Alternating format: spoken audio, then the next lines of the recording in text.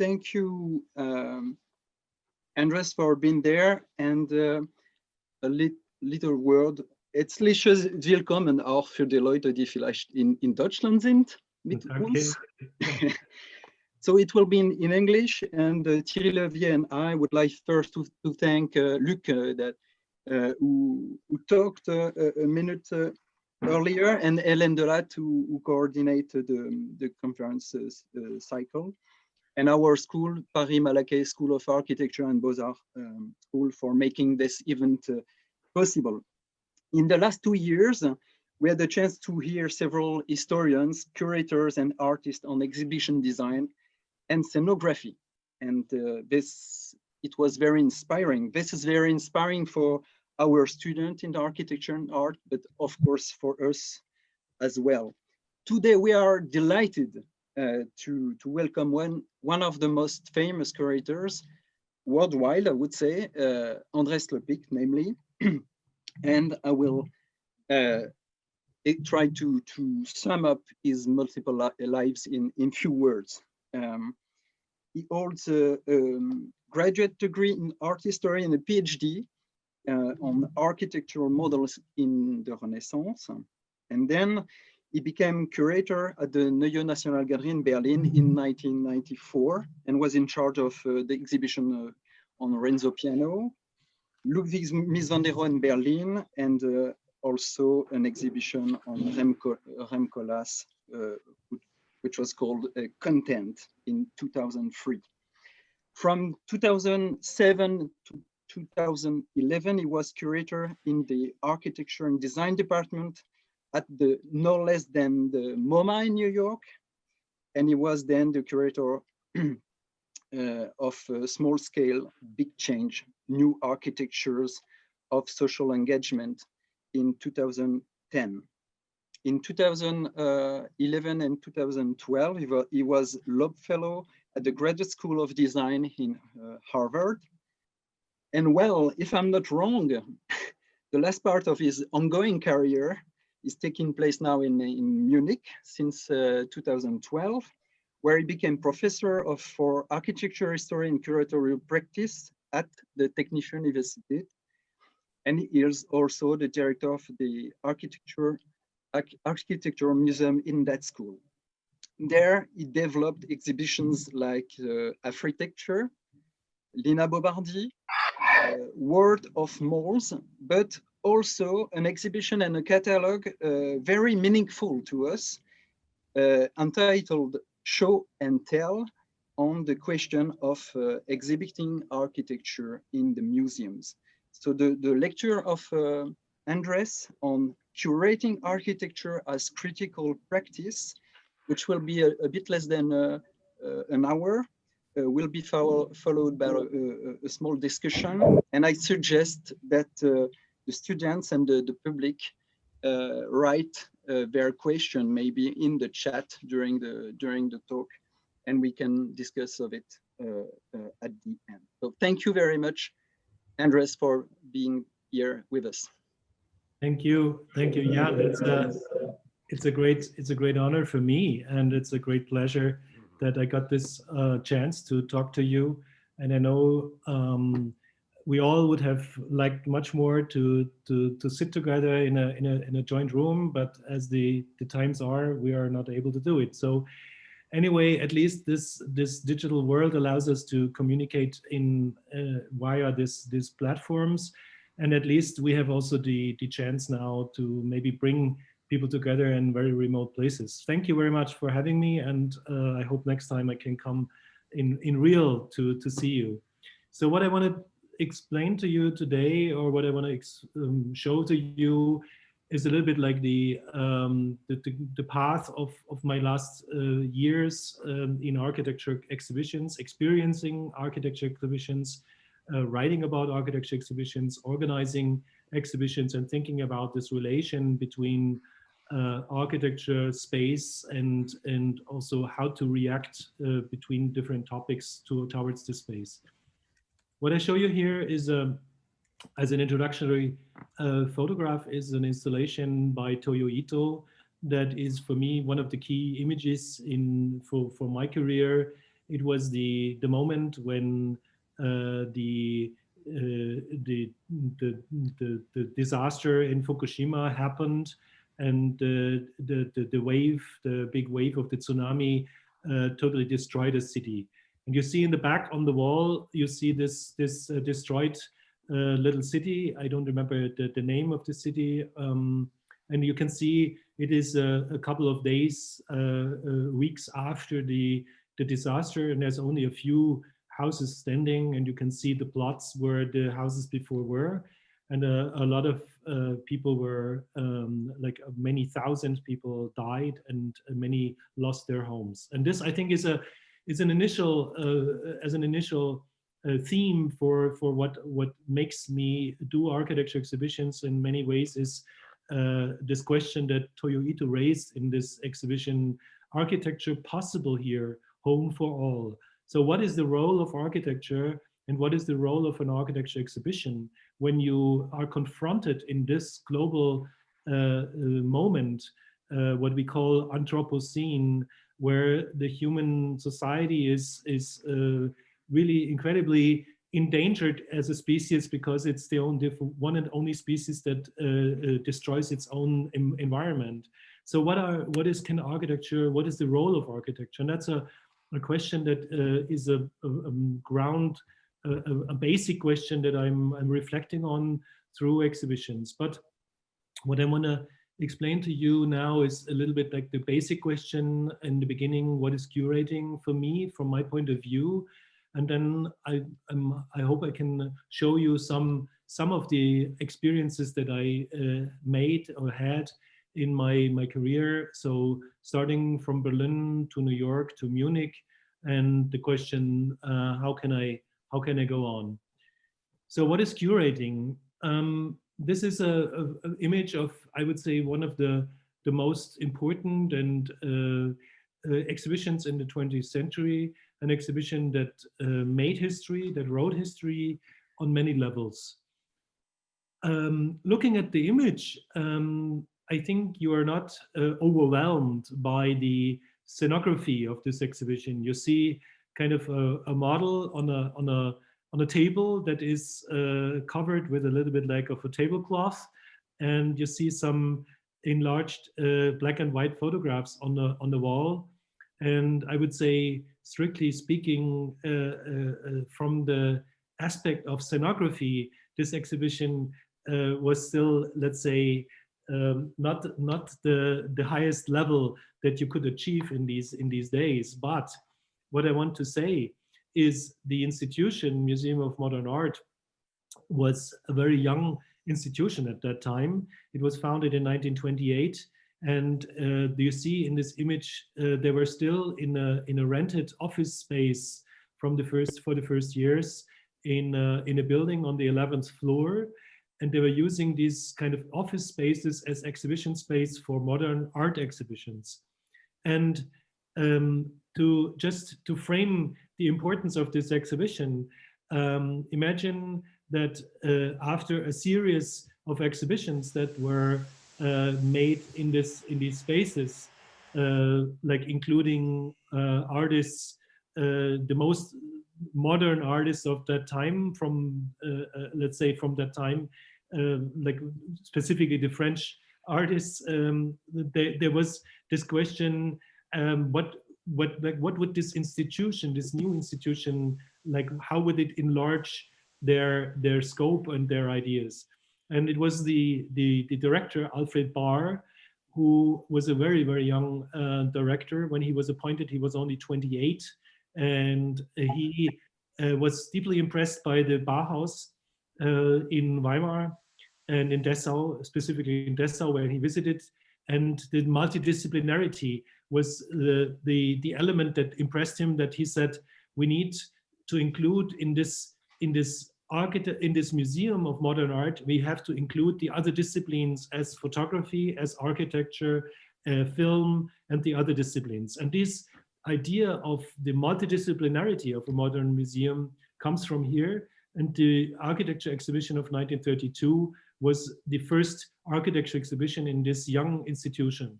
And with the two curators, with Philip Johnson and Henry Russell Hitchcock, this exhibition became the momentum that the institution, Museum of Modern Art, installed a curator for architecture. And this department for architecture was then founded in 1932, immediately after this exhibition.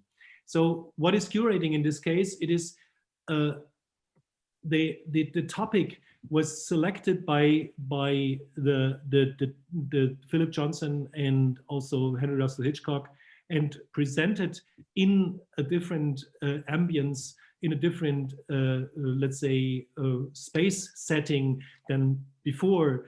Before, architecture exhibitions happened maybe in some gallery spaces. Architecture was not considered to be like an art, so it was more or less in the gallery spaces of architecture schools that architecture exhibitions happened. But with this statement to bring a major exhibition about a new movement that was happening in Europe at that time to America and present it in a new founded museum, that was a strong statement about the institution and about the impact that they wanted to have. So maybe I want to not to go to the full history of the 20th century, but the theory of curating has a long history in the art field. If you go to if you Google, or if you go to the research libraries and you go to the theory of curating, you will normally find 90% of the literature that's based on art exhibitions. The curatorial process was theorized in the arts very early. So let's say from 1920s on, there's a large and increasing amount of literature around the question of what is the theory of curating. And this is why I'm showing you this picture now. In architecture, it's on the contrary, it hasn't been theorized until recently. These magazines that I show you here, and one is a dissertation in the lower center, this is the fruit of the last 10, 15 years.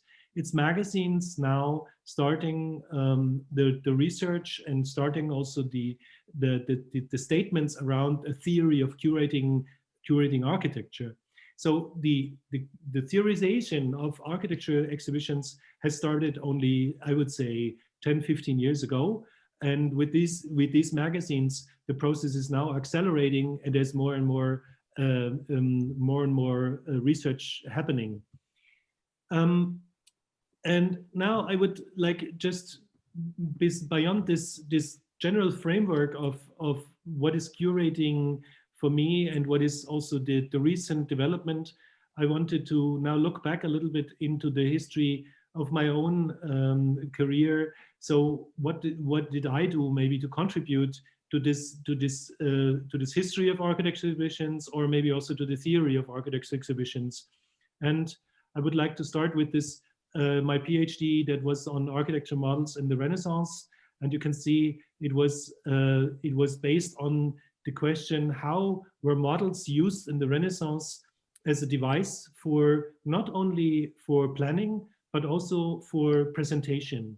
So the dissertation was already having as a ground question, why would you use these large-scale wooden models? Because for the architects, for the construction people, these models were basically not necessary.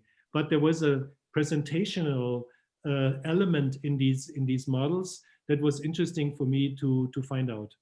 So fortunately, in when I finished with my PhD, I had the opportunity to then work on an exhibition that was presented in various museums. It started as an exhibition in the Palazzo Grassi in Venice in 1994. And this exhibition then was a traveling exhibition. It went from Venice to Washington, D.C., to the National Gallery, then to Paris, and from Paris it came to Berlin. Unfortunately, due to my dissertation, I was, in these days, I was, in 1994, I was applying for a curatorial position in Berlin, and I was selected because of my research topic, and so I was included into the curatorial team for the last venue in Berlin. And what you see here is the model, the architecture model, one of the largest ever made from Antonio da Sangallo for the St. Peter's in Rome. And you can see it here now in this last venue of the exhibition tour in Berlin, in the Altes Museum by Carl Friedrich Schinkel. And it was really one of the, I would say, the biggest pleasures of my life to, let's say, to bring the object of desire of my, one of the objects of my desire for my academic desire, to bring it in itself to the museum, to Schinkel in Berlin. But as a curator, you also have to make sometimes mistakes. And one of the mistakes that I made was not to measure all the objects that came to Berlin. Yeah, Jan, you're laughing already. And you can see we had to cut a hole into the ceiling. Fortunately, it was not the original ceiling by Schinkel. The building had been bombed out in Second World War. So to make the model happen, we had to cut this hole. And I swear I will never again, I did it never again to accept the measures when they came from the other museum. You always have to go there. Anyway, from this experience, which was really an amazing experience, but mostly based on the material that was available. It was the Renaissance models that came, and together with an architect from Berlin, we framed these models that were so precious and so delicate that they became the stars of this exhibition. So the exhibition architecture itself was not very important because the models were so strong. In contrary, another exhibition then a little bit later that you can see here was then an exhibition where I worked with the Museum of Modern Art the first time. Museum of Modern Art had announced an exhibition project, Mies in Berlin. It was called as a project on the early career of Mies from 1907 to 1938. And this exhibition produced and organized and curated by the Museum of Modern Art in New York. I was then eagerly trying to get this exhibition to Berlin. And due to certain very, very lucky circumstances, I was then invited to get this exhibition to Berlin, again to the Altes Museum, to Schinkel's museum. And the reason was because the chief curator of Museums of Modern Art, architecture design curator, Terry Riley at that time, he was seeing the early career of Mies very much more related to the work of Schinkel. So he wanted to present the early Mies in the context of the classicist architecture of Berlin. And now, why I'm showing you this model here, this is of course not an original model, but it is a model that we created for the reason, for the occasion of the exhibition, because of my experience with the Renaissance models, and the exhibition of Mies was presented on the second floor in the Altes Museum. I was then, together with the exhibition architects here, thinking about how can we create an object that would relate the early career and the radicality of Mies's ideas of the early 20s to the space of the Altes Museum, and to maybe also invite visitors for the Altes Museum to come up and see the Mies exhibition. So this was then an object created on the occasion of the exhibition in Berlin, and this model then became, I think, a very, very, you would nowadays, it was the time before Instagram, I think that's an Instagrammable object in an exhibition, and it was also at that time photographed many times, and people understood much better the radicality of Mies's ideas at that time in this object. So sometimes you have to create an object for the exhibition. But as you see, talking about mistakes, in this case, I didn't do the mistake, but the curators from Barcelona made a mistake, because when they wanted to have the exhibition to Barcelona, I asked them, make sure you have a space that's large enough to show this model in its appearance, in its spatial visibility. And they had it in the Fundación La Caixa in Barcelona. they brought it into a very low space. And now this model looks totally weird and totally against our idea what the model should look like. Now it looks like a glass column in this space, and it's not any longer this radical skyscraper. Anyway, from this exhibition in the Altes Museum, I want to turn your eyes, your attention now to the building that I worked in for a while. That was the Neue Nationalgalerie, the new National Gallery in Berlin, which has been now fortunately under renovation for a while, and next year it will be reopened after 3 or 4 years of renovation. And when I started in working at the National Gallery, it was not 1968, because that was when I just was 7 years old, just started with school. But I was doing a lot of research around the history of exhibitions in the space.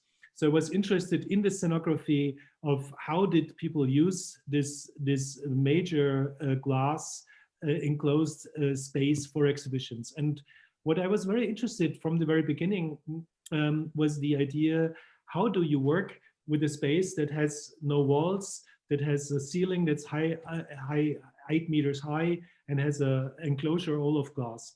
And I found it fascinating to see that in the early years, in the 1960s, when the building was opened, it was opened with this exhibition of Pete Mondrian. The curators decided to have these hanging panels from the ceiling to make to give like the paintings a background, which made it like a little bit a better understanding. But on the other hand, I wanted to show you this as like the contrary. Sometimes this was an exhibition on the occasion of the International Building Exhibition in Berlin, 1986-87.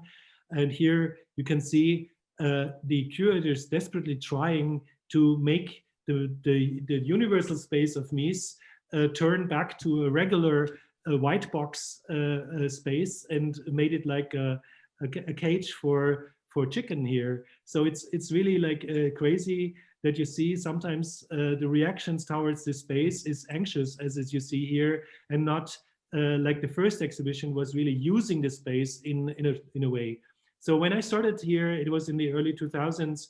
Then to think about exhibitions, unfortunately, my director at that time was very open about architecture and using the space for architecture exhibitions. I found the space as you see it here. It's about 2,000 square meters, and it's a kind of a platform for an observation platform for the city, and it's a temple.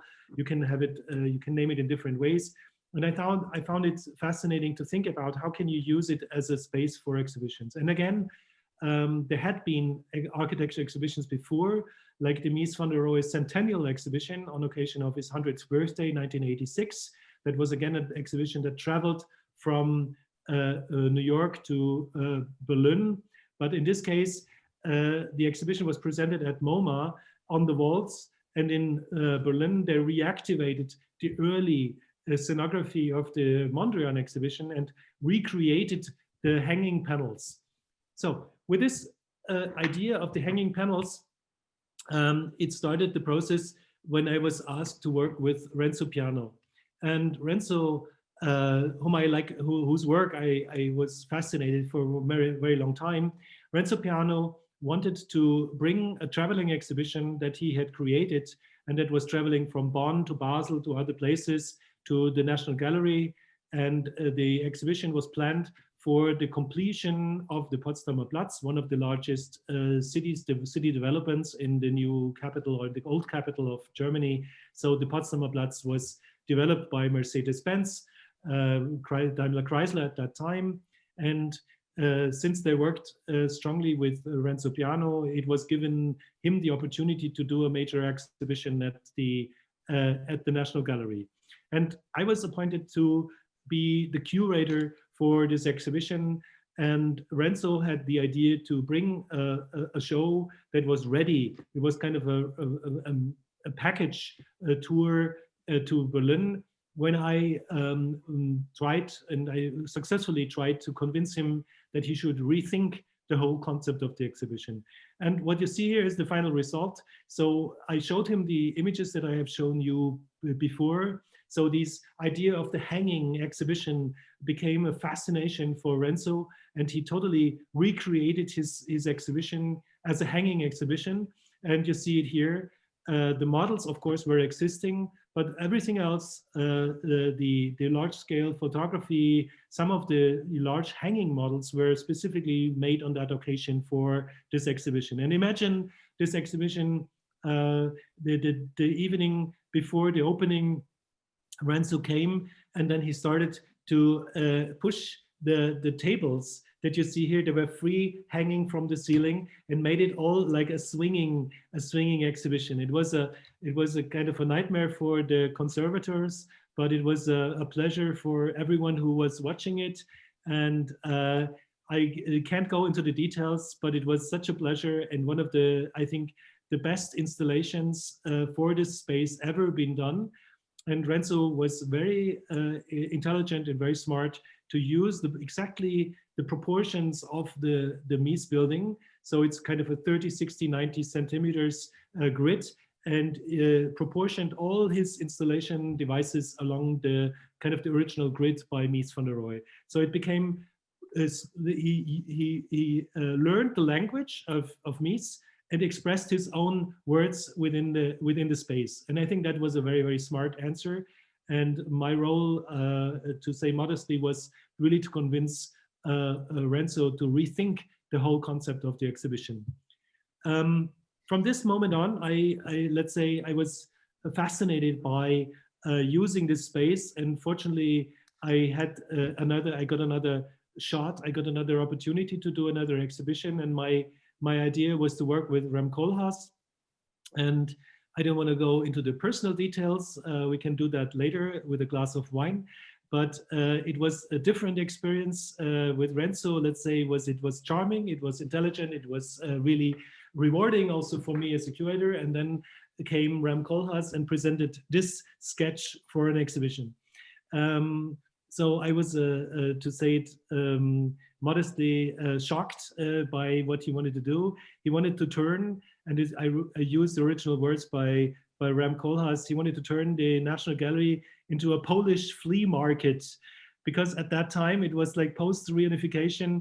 There were some illegal flea markets all over the city, and the flea market in this case was the flea market of Rem Koolhaas's ideas. And what you see here is really the contradiction to this orderly, how would I say, like this Cartesian order of the building. So this kind of grid, this clarity, this purity. So Rem wanted to fill in his ideas as a kind of a contrast, a full contrast to what Mies had expressed. And I hope you can see my cursor. Rem Koolhaas wanted also to destroy the windows and to build containers outside where you could walk through the glass facade outside into the containers. He wanted to really attack the building in a very aggressive way, but at the same time also, of course, a very smart way, because he wanted to reuse the building in a totally different way. With some work and with some attention also from my side, I think it turned into a great experience, because again, a genius like Rem Koolhaas was understanding the space in a different way. And now he used only exhibition walls, as you can see here, that were only 1.50 meters high. So each visitor could see the whole space while visiting the exhibition. So Mies was present all the time while you were visiting the space. And again, Rem conceived and developed the specific models, like this one that is, I think, the largest inflatable architecture model ever produced, that was made specifically for the exhibition. And I think it was made to put a kind of a playground-like installation into the Mies building, contrasting the seriousness and this elegance of the building with like another device. And again, you see here the genius of Rem Koolhaas in this installation, using the Mies as a background, but at the same time adding something like here the storage crates for the models. We didn't have enough storage for the hundreds of models that Rem was bringing, so he recreated kind of platforms out of the storage crates. So this was a kind of an ongoing way of working with Rem, and I think in this case I learned a lot how you work with this space and at the same time express your own ideas. So to go a little bit forward, then my next moment was then New York, where I had this kind of weight on my shoulder that now becoming a curator in New York at the Museum of Modern Art, there was the legacy of all these major exhibitions that Philip Johnson and also Mies himself had installed his exhibition in 1948. And there were exhibitions that I researched in the history that were for me very important, like Bernard Rudowski's Architecture Without Architects exhibition 1964, which was a revolution within the institution, as Rudowski questioned the role of the architects alone with the title, and then with these images where you can see these ladies from the Upper East Side in New York. They're speechless because they can't understand what does this mean to New York, an architecture without architects. That was a provocation, and it was also I think a creative revolution inside the MoMA, developed by a curator who was an architect but used the exhibition as a format to develop new ideas for architecture. I think that was in the exhibition, in the history of MoMA's exhibitions, that inspired me most and sparked the idea to this exhibition that I organized, curated in 2010. So it's exactly 10 years ago that this exhibition was presented at MoMA. And this exhibition was taking up let's say, one of the statements by Rudowski, the statement that architecture sometimes is much better when it's created not by architects, but it's maybe created by the local people. It's created by the local resources, through the local resources, and by the local knowledge. And then with this exhibition, I wanted to express the idea that in a time 2010, when there was still the audience, the major audience, the global audience was staring at the star architects like Frank Gehry, Daniel Libeskind, Zaha Hadid, creating star architecture. I wanted to use MoMA again as a platform to change this perception of the architects as star architects, and to show architecture is a participatory process, and it is a process that brings maybe social change when it's made in a specific way. I can't go into the details. It was 12 projects collected from all over the world to show that it's a global phenomenon. That's what I call the social turn in architecture that has started in the early 2000s. And it's architects like also French architects. You can see here on the right side, you can see Lacaton Vassal as a project that I also brought to MoMA to show it's not only Francis Quéré, we'll talk about, or like Francis Quéré working with in Africa, but it's also in the industrialized work, that in the industrialized world, that you can engage with the society. And in this exhibition, I tried, together with the exhibition architects that are on permanent duty at MoMA. So MoMA has the luxury of having its own exhibition staff, including an exhibition designer, which is on one hand a curse and a blessing together, because as MoMA uses always the same exhibition designer, all exhibitions look the same. So this is, I think, is a little bit a question and also a lesson that I learned from the experience in MoMA. So for example, when I asked the exhibition designer that I wanted to have the exhibition design that would be relate to the topic of using less energy, using less maybe also material that is not recyclable, and I asked to create simple tables they were laughing at me. They said, like, you want something like an IKEA table? And I said, yes, exactly. That's what I want. I want tables that maybe later people can take out of the museum and reuse.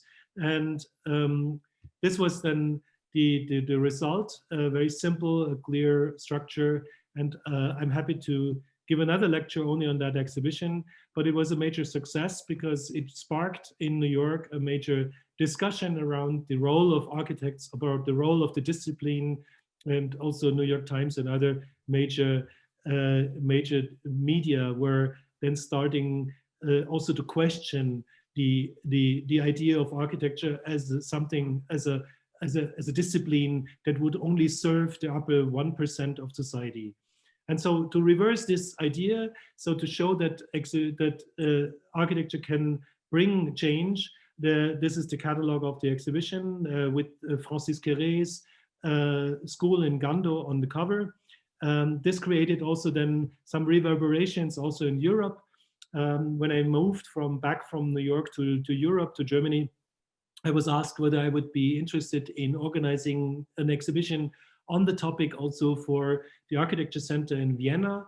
And on that occasion, we published this magazine, Arch Plus, the special edition of Arch Plus, Think Global, Build Social, as MoMA had the copyright on the title Small Scale Big Change. We had to invent a different title. So that was then the title Think Global, Build Social. We presented this exhibition in Vienna. You see it here in the Architecture Center with a different scenography. In this case, we used Euro palettes that could be rented on each occasion, and the whole exhibition was printed on rolled paper. And with this exhibition, then I was asked by the Goethe Institute to develop a traveling exhibition that was then presented in 3 versions. And you can see from 2015 to 2018, I think on 25 locations all over the world, this exhibition was presented. And I think that is, for me, was a very rewarding experience to see that an argument that I had developed at MoMA was not only presented for 4 months in MoMA, but then now through this traveling exhibition was gaining more attention, more audience. And in some of these venues, I was invited to go to give presentations, but I was always insisting that I would do workshops with students. So like in Alexandria in Egypt, or like in Johannesburg, we did workshops with the students to explain the topic better. Now, let's finalize the lecture. Let's try to come to the end very quickly. In Munich, this was the institution where I started. It was the Architecture Museum that was had its origins in this collection. It was the study collection of the architecture faculty in the Technical University. This, unfortunately, this space is not existing anymore.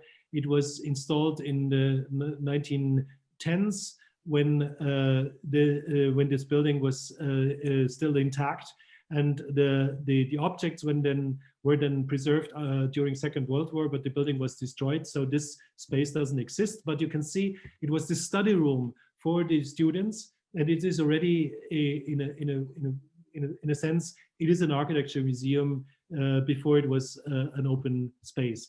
In 2002, the architecture collection that was labeled Architecture Museum later was installed in the Pinakothek de Moderne as one of 4 museums in the building. So there's in the upper floor, there's the contemporary arts. On the ground floor is the design collection. There's the collection for the prints and drawings, the Staatliche Grafische Sammlung, and the Architecture Museum owns or rents or takes these spaces here on the left side. On the north side, it's 600 square meters, which is a huge space. And you can see here the interior for the opening exhibition 2002. And these spaces we permanently use for temporary exhibitions. As you all might know, the architecture material, the original architecture material, you cannot have it permanently on display because of the conservational conditions. So there's the advantage of these spaces is we can constantly produce exhibitions. I started in 2013 again, going back to the idea of the social dimension of architecture, arranging an exhibition on socially engaged architecture in Africa. And it was a moment when I think there's a lot of things happening. There were a lot of things happening in Africa, on the continent.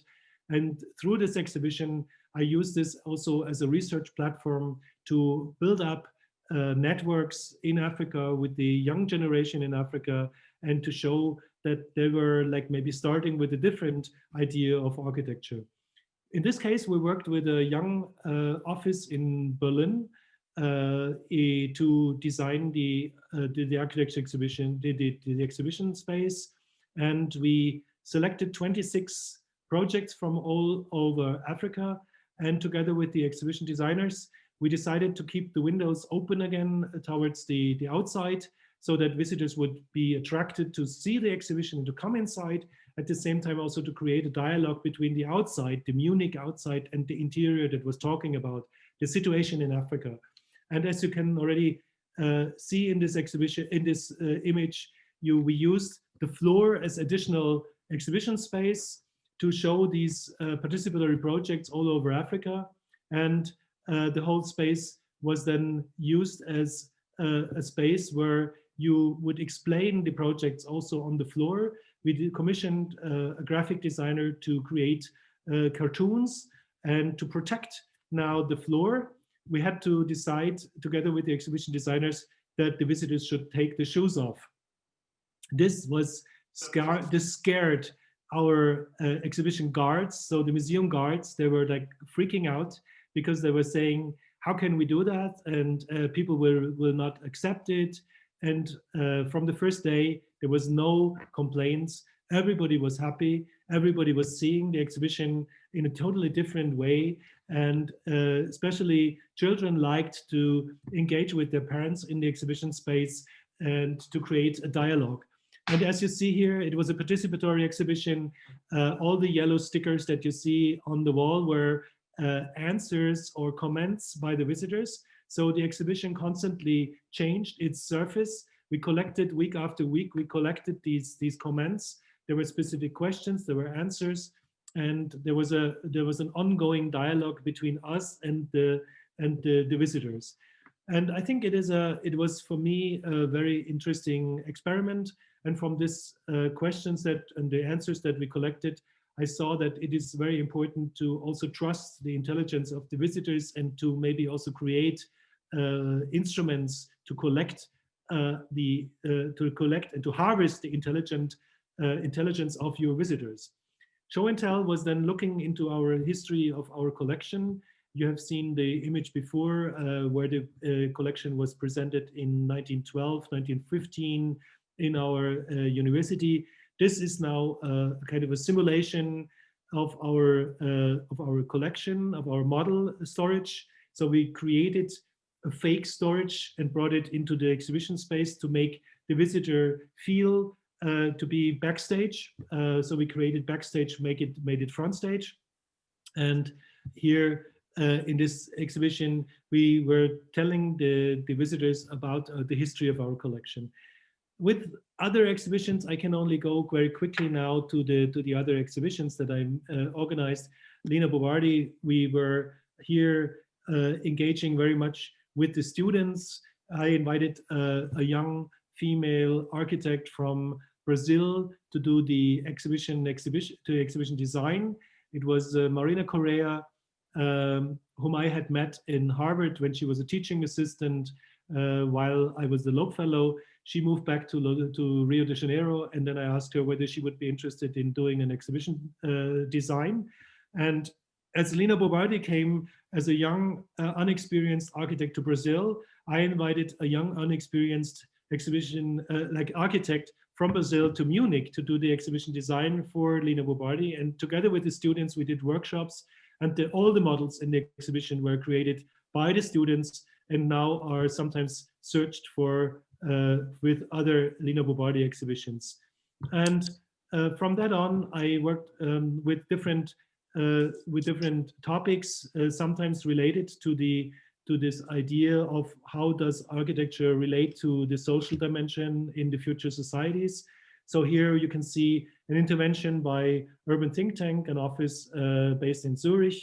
We were thinking about the informality in architecture, and here we used sewage pipes, as you see, as exhibition devices because it was the cheapest element you could get. So informality in Munich or in Switzerland means something different than informality in Venezuela. I did an exhibition, the first museum exhibition ever on the architectural typology of shopping malls. And while my colleagues in the faculty, the architecture faculty were kind of a little bit surprised that I would pick up such a topic, I thought it would be very interesting also for the audience. Let's face it, shopping malls are maybe one of the most frequented, most visited architecture typologies in this world at the moment, and it's one of the most newest typologies. After the skyscraper, there are not so many new typologies in architecture that have been developed in 20th century, and it has such a success. So the exhibition designers again tried to, in this case, to imitate the idea of the showcase in a shopping mall, but in this case, the showcase became an information showcase. So the history of shopping malls was explained through the showcases. Now, going back to my experience with the MoMA exhibition, Francis Carré, whom I presented at MoMA, had promised that he would do his first monographic show wherever I would be in the future, already at MoMA. So we did it in Munich at the Architecture Museum. And fortunately enough, Francis Carré became a faculty member. He was appointed an architecture professor at the Technical University. I was not involved in the search process, but I think the exhibition in Munich was a major argument also for him to get the full tenure in Munich. So what am I doing now? I'm working at this moment. We are presenting an exhibition that cannot be presented to the audience, The Architecture Machine. You may see it, this exhibition now online. We have a major guided tour online on YouTube, and you can see it here, questioning the methods of architectural planning and presentation. So this exhibition is the platform from which I wanted to start a new the research for how to present architecture in the digital age. And this exhibition is a looking back into the history of the developments, and the next step will be a major research on how to preserve, how to archive, and how to present architecture research in the future when we talk about digital data. So this is an overview on the exhibitions that I've done in Munich so far, and just to give you a little an overview. And the question, what's next, to sum it up, I think we will continue to do the architecture history exhibitions that are related to architecture history, because the archive we have in the architecture faculty, the Architecture Museum, has an archive of about 500,000 drawings, 200,000 photographs, and about 1,500 models. So this is a legacy we need to work on in the future. So doing research, doing also lectures, and working with PhD candidates on the research on the archive. The same thing applies to this kind of exhibitions that we will do on regional architecture. I showed in this image, you could see it here. I showed an exhibition on Ludwig II, for example. We have a major archive also related to the 19th century architecture, and we did a lot of research on that. At the same time, I think I need to continue with this as exhibitions on the social engagement in architecture, because I feel there is still a lot to say and a lot to do on it. And a very recent topic we picked up in exhibitions is the question of landscape architecture. We have we're collecting the archives of landscape architects. And now I think we need to talk about the new role of landscape architecture in this challenged world, because landscape architects have something to say in this direction. So this is, let's say, to sum it up, basically what I'm doing, for searching also for new challenges on exhibition design, exhibition research, and the theory and history of curating. And that's basically what we're doing. And to give you a little bit of taste of what's coming next year, we want to do an exhibition on Taiwan, also on the questions of how do architects in Taiwan interact with society. And the end of next year, we're presenting a major show. I think also the first one by an architecture museum on the question of homelessness, and how does architecture address this question. So thank you for your attention, and I hope now you have a lot of questions and suggestions. Thank you very much. Thank you very much, Andres. Well, it's weird because it is usually followed by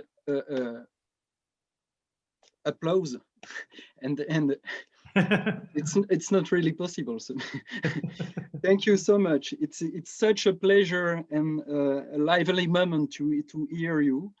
I'm pretty sure that there are many questions in the public. I've asked to put them in the chat. Can you read it or not? Because they're in the chat. Okay, so there are maybe if already 4 or 5 questions which are quite long. I would like. I would prefer that you read it, because. Unfortunately, I did not follow the chat because I had to speak so much. But maybe if you have a question ready already, if you can see it, I can open the chat now. I can read it. Well, the first one was. Okay. How do you think the architectural exhibitions you have curated can be critically observed under the light of post-colonial and/or decolonial, such as Orientalist by Said, and the exotism of otherness? Yes, thank you. I think I found the question now. Thank you. Yes, it is a major question. So when I started to be very open, when I started this exhibition in New York about the social engagement, the small scale big change, I was already like under the observation of how can you dare to exhibit, let's say, African architecture in New York.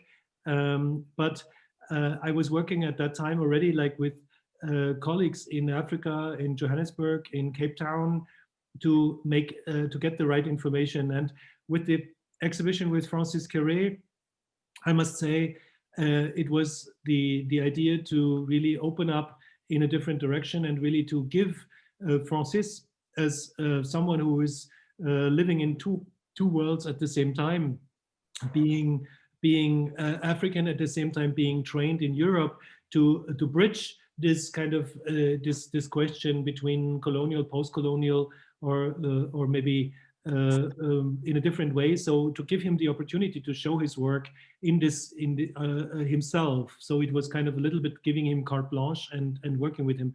And we did another exhibition that I did not show you because the time was very limited.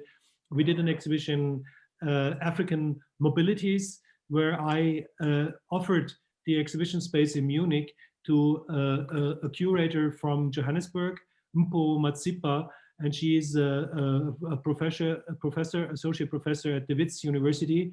And it was the opportunity to give her the exhibition space in Munich as a space to explore the ideas about post-colonial Africa in Munich through her ideas. So in this exhibition, I was totally not involved in the curatorial process. I was just assisting that the curatorial process would happen.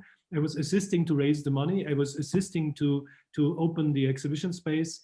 And I think that exhibition is still as an idea on tour in forms of platforms, African Mobilities.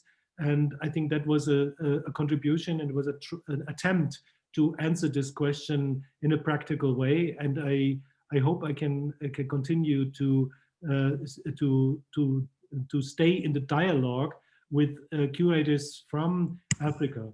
But to be very open to you, there's no architecture gallery in Africa. There's no architecture museum in Africa, and it's very difficult to find people who have any experience in architecture curating. So that was why I thought it would be maybe make sense to open up the exhibition space to a curator who had no experience but could use the space to gain an experience. I hope this answers a little bit the question. Thank you very much. There are many other questions, so I let you pick one of them, or maybe somebody want to ask something, Thierry, or the students, or somebody in the room. Yeah, maybe it would be nice if somebody would just raise their hand and speak out, because it takes me longer to read or to find the questions than if somebody would just raise his hand and read the question himself.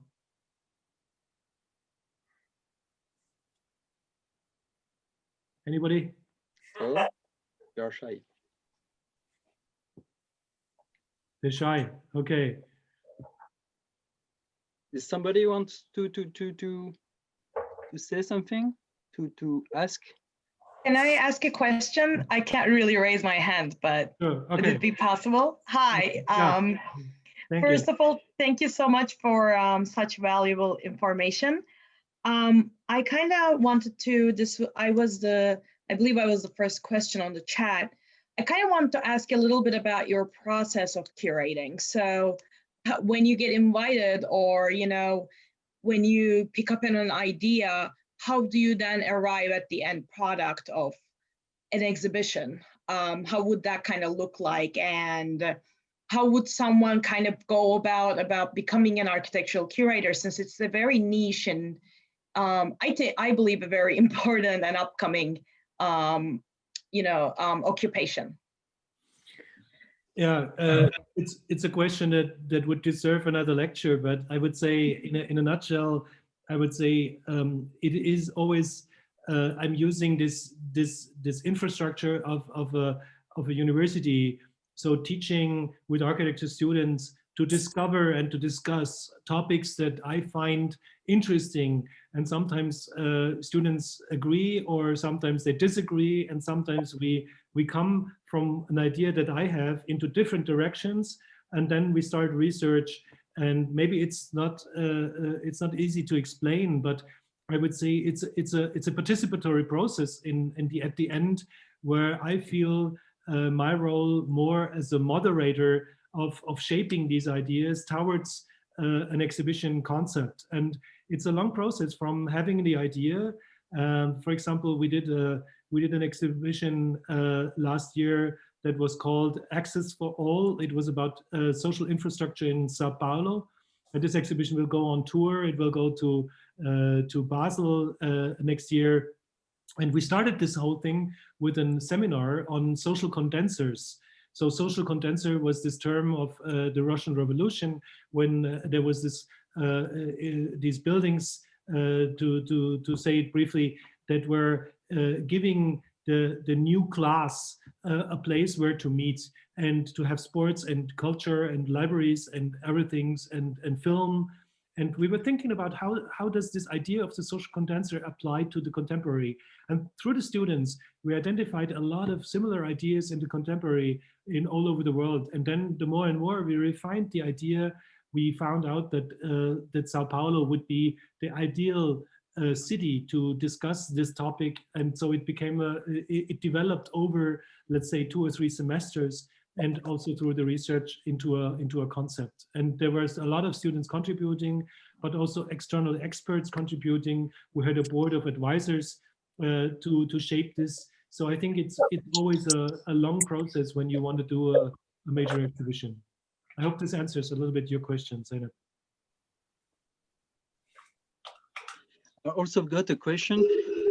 Before the lecture, you said that you usually prefer to separate the role of curator and the role of scenographer. But after seeing and your exhibition projects, I've got the feeling that you've got such strong exhibition concept, so that the scenographer must deal with it. And do you play guilty? Because I mean, that you are producing a very strong way to address to the public before that the scenographer starts his work. Yeah, that's a very good question. We try from the beginning, from the very beginning, of an idea. We really try to engage the designers. So when we start with, like, let's say we decided for a topic, we try to identify a design office, or sometimes we do a little bit a competition. We ask 2 or 3 people that we know of to make maybe to come for an interview, and then we decide for someone. But then this exhibition designer has to go with us through a long process, also sometimes through the seminars, so that the exhibition designer has to present his ideas in a seminar, and then he gets the questions by the students again. So it's also like I try to keep the whole process in a loop. And so when I say I want to have them independently working, I mean, I'm not coming up with ideas for the space. I don't say do this or do that. I develop the topic, I develop the concept as an idea, and then the designer comes in, and then he has to answer. And I mean, I'm an architect, I'm an art historian, I'm not an architect, so I have no idea how to translate a idea into space. And then the dialogue starts, and sometimes it's a very strong dialogue, and we sometimes have a long pieces to go, and it's sometimes it's also for the designers very interesting to find out that maybe their first idea is not working with what we have, and the space idea may influence our concept also in the process. I see. Thank you. Thank you. Is there any other question? Can I ask a question here? Sure. Of course. Yeah, could you elaborate the process and how critical of getting or sourcing and raise the fund in organizing the exhibitions and travel exhibitions? And what is the role of the curator in that process? And how long it takes usually? The question about the traveling exhibitions is also a very, very important one. Normally, when we find an argument or a concept or an idea for an exhibition, we think about who could be an interesting partner for us, who might be interested in taking the exhibition. The question is always then from the very beginning, is it an institution that wants to take the credit also for the authorship at the end? So is it then is it then a co-production that makes things much slower and more difficult? Or is it an exhibition that wants to take the exhibition more or less as it is developed by us? And the question of the funding is very complicated, because for each exhibition we restart with the funding. We get a basic funding from the university, but it's kind of a very, very slow, it's very small amount of money. We need to really find additional fund. We need to do a lot of additional fundraising. And when it goes to traveling exhibition, we try to make sure that the other institution does the fundraising themselves. So we don't do the fundraising for the second venue. That's kind of their business. If they want to have it, we sometimes ask for a production fee. It's not, most of the times it's not much that you can get out of it, but you can get at least a little bit of contribution to the research time that you've and also the money that you put into an exhibition. I mean, you know all that even if you want to do an exhibition catalog, you have to spend at least 20 to 30,000 euros to make a catalog happen. And nowadays you can't make any longer any money out of selling a catalog in the exhibition or in a museum. You can't make money out of it. it's kind of educational instrument that you want to have, and that is the product that lasts later and stays in the libraries, and it's the product that you want to have when you go to someone to present your exhibition. It's the catalog. You can, but I mean, this is another topic. More questions, please. It's not my question. It's one of the questions that has been posted on the chat. Yes. It's a very simple one. It's what, in your opinion, is the contribution to architecture exhibitions to architecture? That's very important. I think there was a lot of exhibitions had a strong influence. I mean, just to put the exhibition that I showed, MoMA's 1932 exhibition, I put first in the presentation. I mean, this had the influence that the book that was related, I didn't show the cover, the international style became like a major force for the American market. So Philip Johnson created through that exhibition not only his own position as a chief curator for the architecture department that was newly created for him, but he also created a market for the architects. I mean, let's face it, 1932, when the exhibition happened at MoMA, people like Mies van der Rohe and Walter Gropius, nobody knew about these guys in America. But a year later, when the Nazis took power in Germany, these people like Mies and others, they had to leave Germany.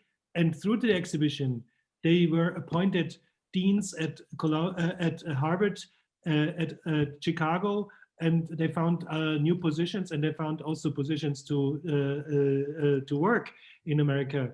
I think to take this one historic example, I think this exhibition created a market for many architects, and specifically for the architects that had to leave Germany in that time. So I think that is a major impact for exhibitions. And I would say also recent exhibitions were contributing to creating, let's say, awareness of specific ideas, and created also careers of architects. Let's talk, for example, for there's this young architects program at MoMA with these summer pavilions. They're only up for 2 months at MoMA's PS1, but most of these architects had a major step up in their career from this one architecture installation that they did. So I think exhibitions can make a major contribution. Think about serpentine pavilions, think about other, let's say, one-to-one architecture installations and exhibitions that have a major impact. Thank you. We've got another interesting question in the chat, and in relationship with Paris somehow, because in Paris, thanks to Pompidou during the 80s, 90s, we had many thematic exhibitions in architecture, like the one on the city, for example, which was big, a huge exhibition on several levels. What's your position between the thematical exhibitions and the monographical exhibitions, which are which are making, of course, numbers of persons that are coming in the museums? Yeah, I mean, the thematic exhibitions, I would say, are, from my point of view, more relevant in some aspects, because it's a major effort, it's a major work to create a concept around a theme and to really make it an exhibition. But on the other hand, I did, for example, I did the Lena Bovardi exhibition for specific reasons. It was a monographic show. It was the first monographic show that the Architecture Museum in Munich ever had presented on a female architect. It was the centenary of Lena Bovardi, and the foundation, Lena Bovardi Foundation in Sao Paulo, they were, I think they would not mind if I say it, they had no money to do a major exhibition on her work. So I said, okay, let's make a deal. For me, it's a statement about the role of female architects in the 20th century. We show it, and in the history of our exhibitions, and my predecessor has made about 30 or 40 exhibitions, and there was no female architect presented in that series. So for me, it was like coming to Munich, it was a strong statement to say, I want to put a monographic show to at least show someone who has really a major importance. I think that's the monographic argument. And sometimes you have a centenary or you have a jubilee where you think, okay, we have the archive of this architect, and sometimes there's legal things in the background, the legal reasons why we need to do monographic shows, because sometimes architects give us their archive only under the condition that we will present their exhibition in the future. Bonsoir, good evening from Berlin. May I interrupt in this and ask the question to you, please? Sure. Thank you. I come from the Architecture University, Technical University, and was lucky to be part of creating an exhibition which is now postponed on female architects, which is coming to Berlin now as well, from Frankfurt over Hamburg to us.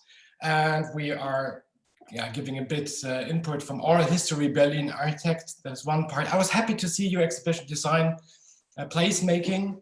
And I have a little space, architectural exhibition space, space myself.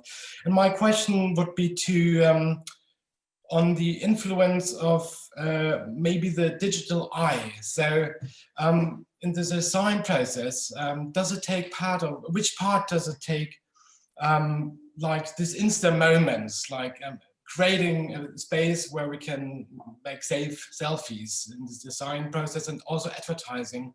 And the second question, part of the question would be, do we have to make different exhibitions right now, which are both analog and digital working somehow to make it in these days possible to view digital as well?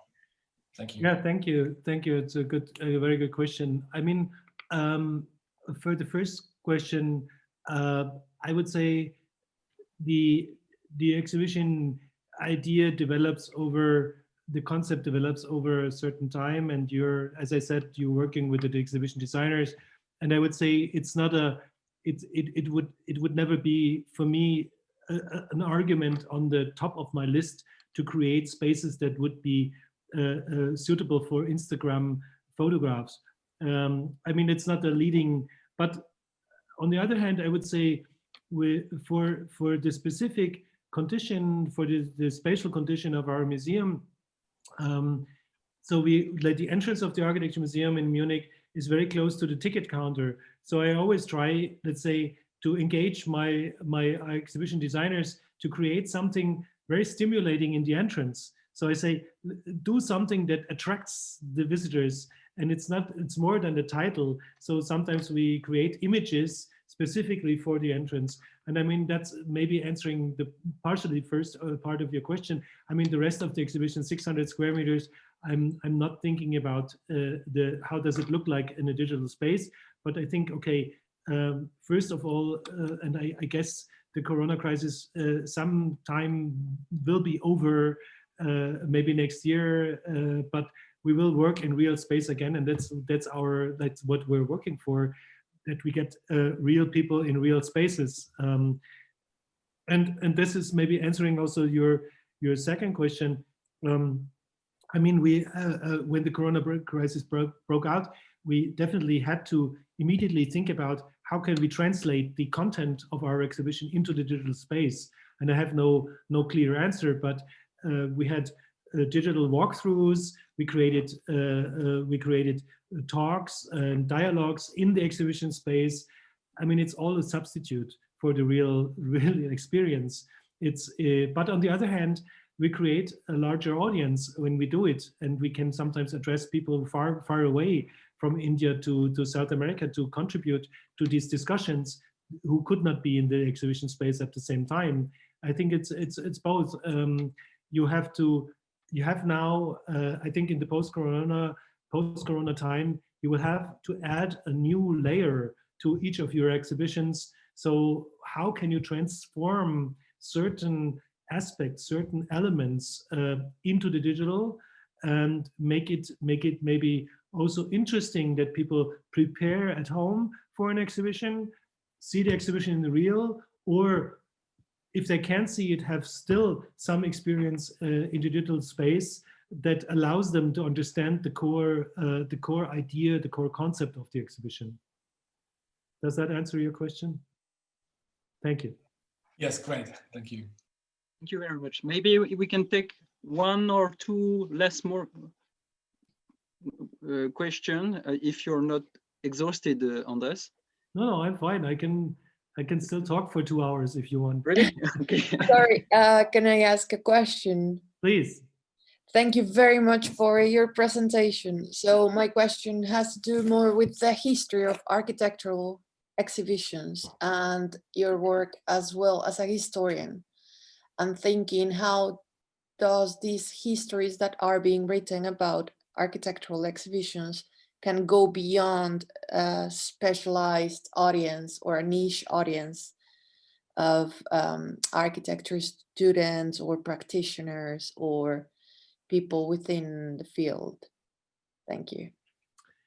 Yeah, I mean, this is a good question. I mean, I'm trying continuously to work with my let's say academic staff, my curators, to reflect on how do our exhibitions translate into a wider audience, to a non-professional audience.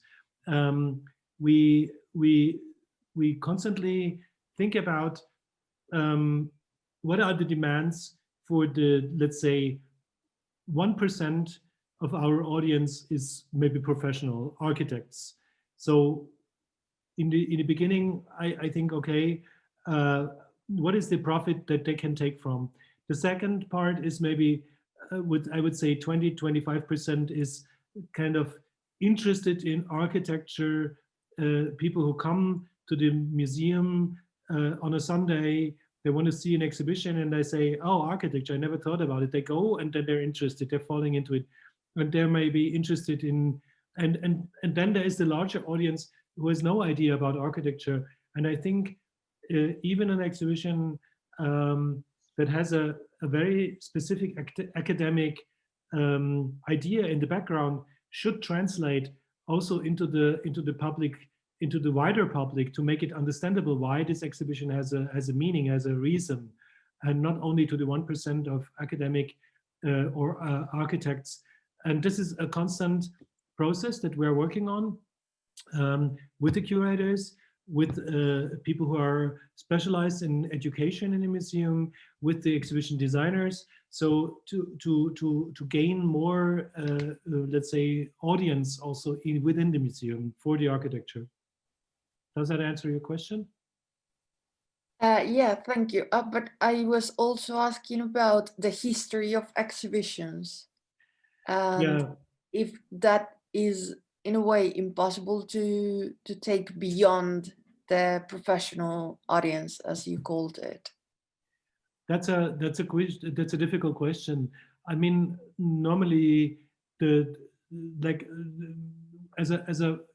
an academic, as a professor for architecture history, I'm supervising PhDs on the history of architecture exhibitions, and I hope that this activity will later also have some impact into the general audience.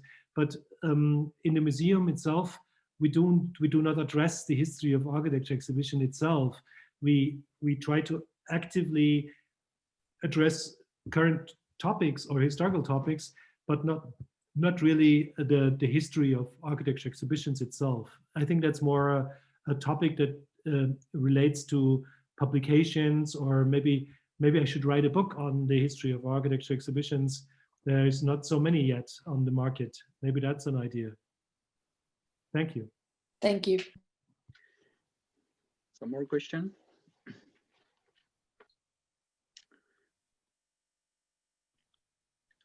Maybe I have a small one. Yeah, please. I just would like to comment on the picture where we saw the roof cut out to accommodate your model in the museum. your measurement, your work, like as you call it, could become an interesting example of the impact of an object on its context. And most of the time, the exhibition does not have an impact of the museum. And do you think it's possible to imagine a place that will be able to preserve the trace of its previous exhibition rather than always erasing everything and making totally new scenographies? That's a great question. So maybe you should come and work with me on an exhibition. I like that idea. I like it very much because making the kind of my failures to put it into a productive strategy, into a creative strategy, that would make it really interesting. I mean, I would love to follow up on that discourse, because I think it's really interesting.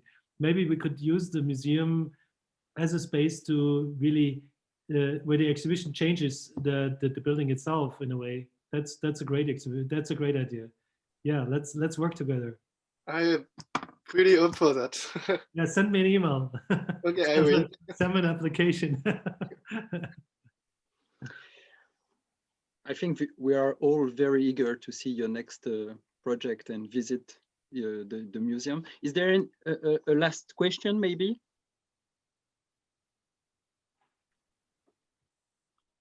I mean, I would prefer to have the questions really face to face, because there's a lot of questions I see in the chat, but it takes me too long to read them all now. And so it's better if somebody has a question, step forward, say it loud. Yeah, maybe I have one. Sure. Daniel, how are you? Yes, hi. I'm an architect, and I also teach at Copenhagen Academy. Been in London previously for many years, and we also spent some time running an art and architecture gallery with my partner in Skopje, Macedonia, which was an interesting experience. Interesting. We used it as a platform to comment critically on what was happening there with this Skopje 2014 project, which was a crazy kind of neo-classification of quite important modernist works of architecture. It was used as a kind of critique of what was happening at the time. And a little bit to follow on to what the previous question was saying, William Solis, which I also thought was interesting. We're wondering about kind of what you think about the legacy or the relevance of works when they're done to be critical at a particular moment. And then when that changes, I mean, now there's a new government, there's a new approach to that heritage, a new appreciation. So in a sense, perhaps the criticality of the project is no longer as astute, but still, nevertheless, there's a certain heritage of the research that went into the projects that we did, the exhibitions, which I would hope remain relevant. And I suppose my question is more like, to what extent can exhibitions, I'm thinking, for example, about the exhibition that was at MoMA about Towards a Concrete Utopia, which was about architecture from Yugoslavia. To what extent do they manage to reignite an interest or give rise to an interest for maybe architecture which is less known, and then allows people to build on that knowledge? To what extent is it an opening, do you think, even though maybe it becomes less relevant once it's been done? Wow, very interesting question. As I just I was just talking about last week's about this exhibition at MoMA. I think it's very important to bring up, that's, as you say, also these discourses that were critical at a certain moment, and to reframe it maybe also in relation to the contemporary, and to say, what does it mean to us now? And I think specifically what you are asking for, this question about the, let's say, the legacy also of these kind of communist, modernist, communist buildings in ex-Yugoslavia, is kind of a topic that is super interesting, specifically here in this European context.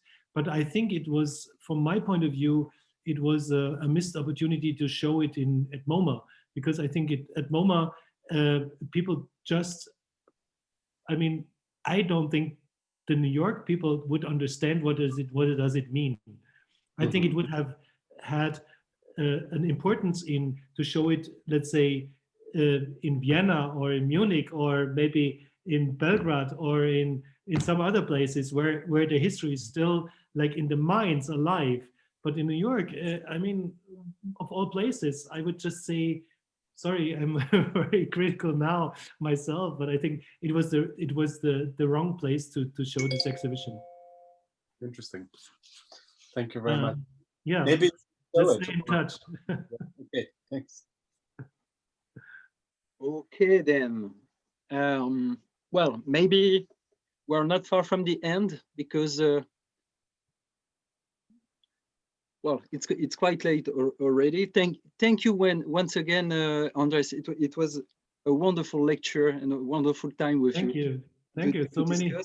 I saw there were so many in the room. It's great. Yeah, 300. It was packed actually because our limit is 300, so it was packed. It's great.